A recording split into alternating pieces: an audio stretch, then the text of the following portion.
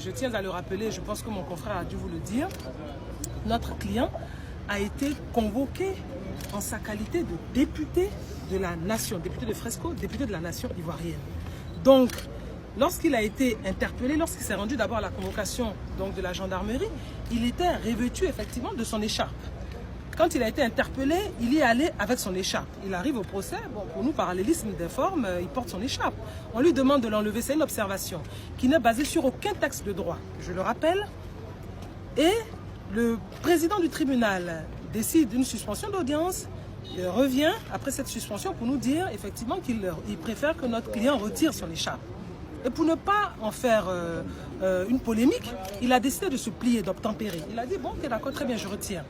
Nous, avocats, déposons des exceptions qui étaient écrites, n'est-ce pas?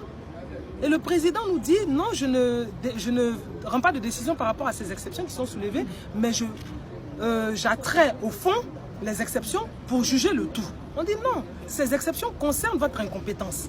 Donc nous, on ne peut pas aller au fond. Parce qu'on estime même que vous n'êtes même pas compétent pour vous prononcer sur le fond. Donc qu'est-ce qu'on fait? On n'avait pas d'autre choix que de se retirer. Donc au regard de tout ça, est-ce qu'on peut valablement se poser la question de savoir si oui ou non c'est un procès politique? Mais bien sûr que c'est un procès politique. Et nous on le dit très haut. C'est un procès politique tout simplement parce que M. Alain Lobognon est un proche de Soro Guillaume. Parce qu'Alain Lobognon s'est prononcé contre la tentative de vouloir faire un troisième mandat du président de la République, ce que nous nous refutons absolument, parce que la constitution de la République de Côte d'Ivoire, cette constitution ne lui donne pas le droit de faire un troisième mandat.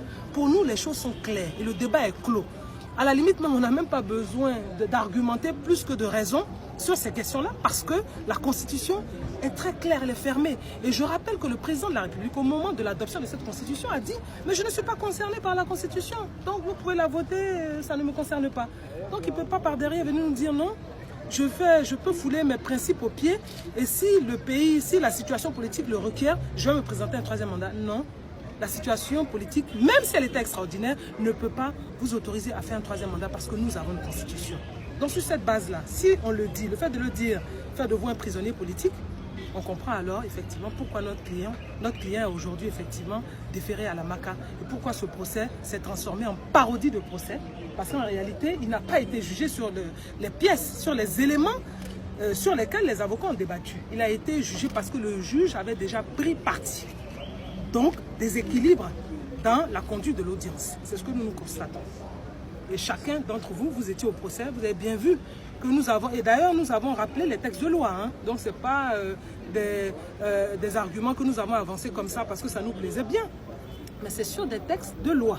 La loi de 2005, en tant qu'ancien membre du gouvernement, en tant que député, il y a eu une décision qui a été prise par le bureau de l'Assemblée nationale, présidée par le président lui-même, c'est-à-dire Guillaume Soro, qui a demandé la suspension des poursuites. Cette fois, on ne défère pas, je ne dirais pas déférer parce que c'est un terme juridique, on ne va pas dans le sens de la décision qui a été rendue par le bureau de l'Assemblée nationale, mais plutôt de dire non, on continue les poursuites.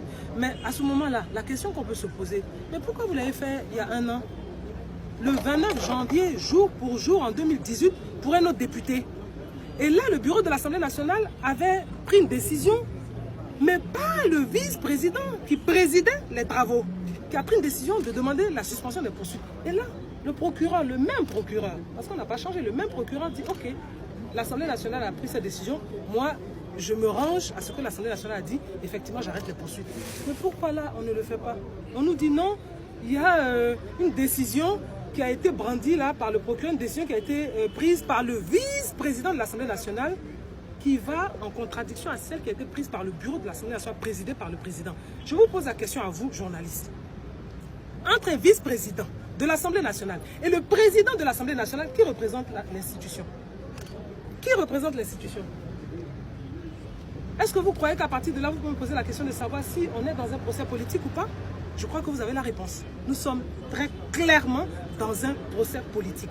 Et nous allons nous battre avec les armes juridiques. Et si on veut que ce pays aille n'importe où, je crois que la décision revient au président de la République. Parce que manifestement, ce magistrat était aux ordres. Nous l'avons tous compris. Il était aux ordres. Nous l'avons tous compris. Voilà.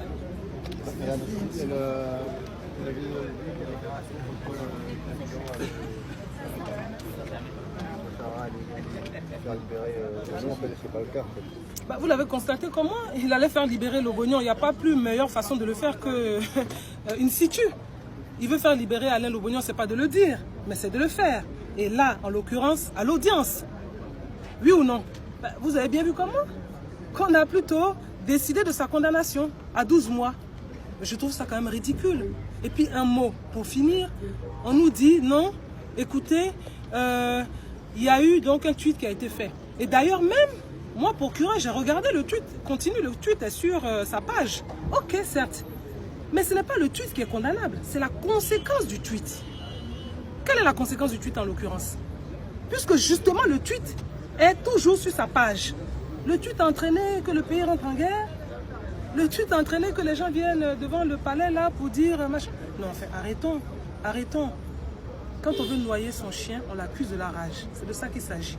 Donc nous avons tous constaté, malheureusement, que la démocratie, ce pourquoi nous nous sommes battus, en tant que politiques, ce pourquoi nous nous sommes battus, malheureusement n'est pas au rendez-vous en Côte d'Ivoire.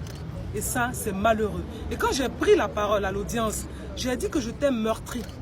Parce que je ne pensais même pas qu'on aurait eu cette audience aujourd'hui. Je pensais qu'en ayant eu juste le courrier, la décision de l'Assemblée nationale, l'arrêt qui a été rendu par le bureau de l'Assemblée nationale, le procureur Adou Richard aurait simplement dit « Je suspends les poursuites, on libère immédiatement effectivement le député ». Mais que non, on a assisté à une audience, mais une parodie d'audience, parce que tout était pipé, tout était joué à l'avance. Donc nous, avocats, nous nous sommes dit, il faut tirer la sonnette d'alarme, on ne va pas leur permettre de continuer dans ce sens-là. Et donc nous rendre nous complices, n'est-ce pas, de cette mascarade judiciaire. Donc il est temps pour nous de sortir et puis de les laisser faire. Parce que dans tous les cas de figure, on sait où ils veulent aller. On connaît déjà le verdict. Et nous ne sommes pas surpris de voir qu'effectivement il est condamné à 12 mois de prison avec 300 000 francs, je crois, d'amende. Bon, mais on en prend acte. On va faire appel de la décision. On interjette appel dès demain et ensuite on ira à l'appel. Et nous verrons ce que les juges de cour d'appel décideront. Et je pense qu'en l'occurrence ou en la matière, peut-être que les juges auront à cœur de vraiment dire le droit. Parce que notre pays en a besoin. Nous sommes regardés. Partout, nous sommes regardés. Et ce qui se passe n'est pas beau pour la Côte d'Ivoire. Ce qui se passe n'est pas beau pour la Côte d'Ivoire. Et il ne sert à rien de se mentir. Il ne sert à rien de faire de grands discours grandiloquents en disant non, tout va bien, il n'y aura pas de problème, le pays marche bien, il y a la démocratie. C'est faux, il n'y a pas la démocratie. Et le procès intenté à l'honorable Alain Lobognon vient de le démontrer clairement. Voilà. Merci beaucoup.